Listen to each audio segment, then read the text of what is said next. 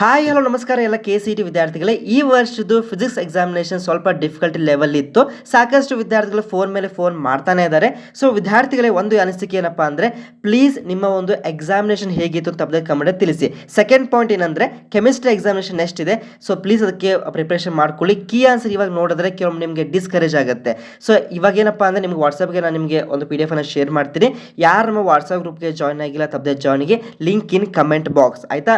ಆಮೇಲೆ ಇನ್ನೊಂದೇನಪ್ಪ ಅಂದರೆ, ಸಾಕಷ್ಟು ವಿದ್ಯಾರ್ಥಿಗಳು ಏನು ಮಾಡ್ತಾರೆ ಅಂದರೆ, ಕೀ ಆನ್ಸರ್ ನೋಡಿಬಿಟ್ಟು ಅಲ್ಲಿ ಅವ್ರು ಏನು ಮಾಡ್ಕೋತಾರೆ ಅಂದರೆ, ತಮ್ಮ ಕಾನ್ಫಿಡೆನ್ಸ್ ಲೆವೆಲನ್ನು ಡಿಕ್ರೀಸ್ ಮಾಡ್ಕೋತಾರೆ. ಅದಕ್ಕೆ ಕೀ ಆನ್ಸರ್ ಇವಾಗ ನೋಡಲಿಕ್ಕೆ ಹೋಗಬೇಡಿ. ಸೊ ಬೆಟರ್ ಐ ಫೀಲ್ ನೀವು ಎಕ್ಸಾಮಿನೇಷನ್ ಎರಡು ಕೂಡ ಎಕ್ಸಾಮಿನೇಷನ್ ಮುಗಿಸ್ಕೊಂಡು ಈವ್ನಿಂಗ್ ಟೈಮಲ್ಲಿ ನೋಡಿ, ಇಲ್ಲ 4 ಎಕ್ಸಾಮಿನೇಷನ್ ಮುಗಿಸ್ಕೊಂಡು ನೋಡಿದ್ರೆ ದಟ್ಸ್ ಆಲ್ಸೋ ಗುಡ್. ಯಾಕೆಂದರೆ ಏನಾಗುತ್ತೆ, ಕೆಲವೊಂದಿಷ್ಟು ಕೀ ಆನ್ಸರ್ ನೋಡಿದಾಗ ನಿಮಗೆ ತಪ್ಪಾಯಿತು, ಕೆಲವೊಂದು ನೀವು ಮೆಂಟಲಿ ಸ್ವಲ್ಪ ಡಿಸ್ಟರ್ಬ್ ಆಗ್ತೀರಾ. ಸೊ ಆ ರೀತಿ ಮಾಡ್ಲಿಕ್ಕೆ ಹೋಗಬೇಡಿ. So all the very best. So next exam chemistry ಇದೆ. ಸೊ ಕೆಲವೊಂದಿಷ್ಟು ನೋಟ್ಸ್ ಆಗಿರ್ಬೋದು, ಕೆಲವೊಂದು ಫಾರ್ಮುಲೇಸ್ ನಿಮಗೆ ಶೇರ್ ಮಾಡ್ತೀನಿ. ನಮ್ಮ ವಾಟ್ಸಪ್ ಗ್ರೂಪ್ಗೆ ಜಾಯ್ನ್ ಆಗಿ. Okay, all the very best. ಇನ್ನೇನು ಸಂದೇಹಗಳಿದ್ದರೆ ತಪ್ಪದೆ ಕಮೆಂಟ್ ತಿಳಿಸಿ. We will soon meet in the next video. Thank you for watching.